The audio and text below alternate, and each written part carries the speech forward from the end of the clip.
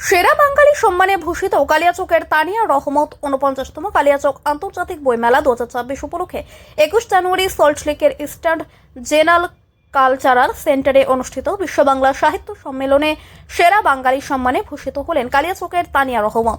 এই সম্মেলনে মোট ২০ জন বিশিষ্ট ব্যক্তিত্বকে মেমেন্টো, মানপত্র, স্বর্ণপদক, শাল ও মুকুট পরিয়ে সম্মান জানানো হয়। সম্মান প্রদান করেন খ্যাতিসম্পন্ন লেখক পৃথ্বীরাজ সেন, প্রাক্তন বিচারপতি নারায়ণ চন্দ্র শীল, লালন গবেষক বরুণ চক্রবর্তী প্রমুখ। একজন প্রাথমিক শিক্ষিকা হয়েও ধারাবাহিকভাবে জেলা, রাজ্য, দেশ ও আন্তর্জাতিক স্তরে সম্মান অর্জন করে চলেছেন তানিয়া রহমত। পরিকল্পিত সময় ব্যবস্থাপনা ও অদম্য মানসিকতায় তার সাফল্যের মূল চাবিকাঠি। মালদা জেলা বইমেলার একনিষ্ঠ কর্মী হিসেবেও তার ভূমিকা অনস্বীকার্য। আগামী ২১শে ফেব্রুয়ারি মহান ভারত দিবসে তার জীবনীমূলক বই প্রকাশিত হতে চলেছে। তানিয়া রহমত আজ শুধু কালিয়াচকই নয়, গোটা জেলা ও রাজ্যের ৪৯তম কলকাতা আন্তর্জাতিক বইমেলা ২০২৬ উপলক্ষে বিশ্ব বাংলা সাহিত্য সম্মেলন, যেটা ২১শে February Kolkata eastern general cultural centre সল্টলেকে অনুষ্ঠিত হয়।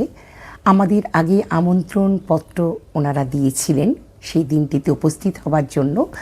সেখানে ২১ শতকের সেরা বাঙালি হিসেবে আমাকে সম্মানে ভূষিত করা হয়। ওনারা আমাদেরকে মেমেন্টো, মানপত্র, স্বর্ণপদক এবং শাল, মুকুট পরিয়ে সম্মানিত করেন।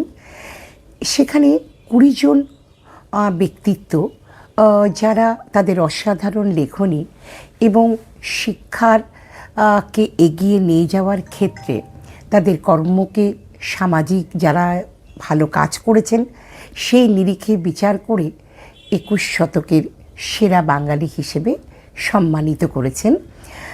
সেখানে উপস্থিত ছিলেন সম্মানীয় পৃথ্বীরাজ সেন, যিনি হচ্ছে আন্তর্জাতিক মানের এক লেখক, যার প্রায় ২২০০ কবিতায় গিনিস বুক অফ ওয়ার্ল্ডে তার নামটাও খ্যাত রয়েছে।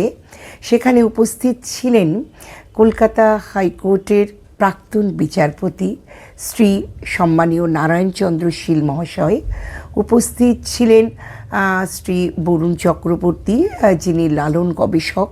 আরও অনেক সম্মানীয় ব্যক্তিত্ব এবং বিভিন্ন রাজ্য থেকে এবং আমাদের রাজ্য থেকেই তারা ২০ জনকে সম্মানিত করেছেন।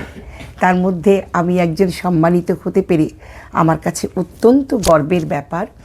এবং সবথেকে যেটা বেশি ভালো লাগা সেটা হচ্ছে এই ২০ জন ২১ শতকের সেরা বাঙালিকে নিয়ে তারা তাদের জীবনীটা একেবারে সুন্দরভাবে লেখনী দিয়ে একটি বই প্রকাশ করছেন।